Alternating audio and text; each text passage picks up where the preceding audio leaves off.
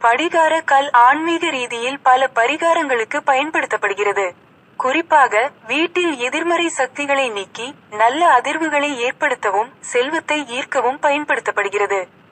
மேலும் முகப்பளையன் மற்றும் பல சரும பிரச்சனைகளுக்கு தீர்வு காணவும் பயன்படுகிறது. படிகார கல் ஆன்மீக ரீதியில் பயன்படுத்தும் முறைகள். 1. எதிர்மறை சக்திகளை நீக்க படிகார கல்லை சிறு துண்டுகளாக உடைத்து ஒரு பாத்திரத்தில் போட்டு தீ வைத்து அந்த புகையை வீடெல்லாம் பரவ விடலாம்.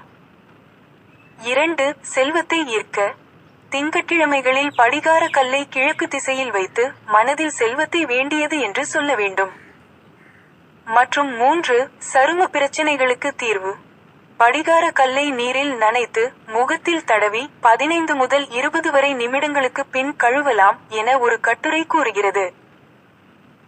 படிகார கல் பயன்படுத்தும் போது கவனிக்க வேண்டியவை. படிகார கல்லை உருக விடக்கூடாது என ஒரு கட்டுரை கூறுகிறது.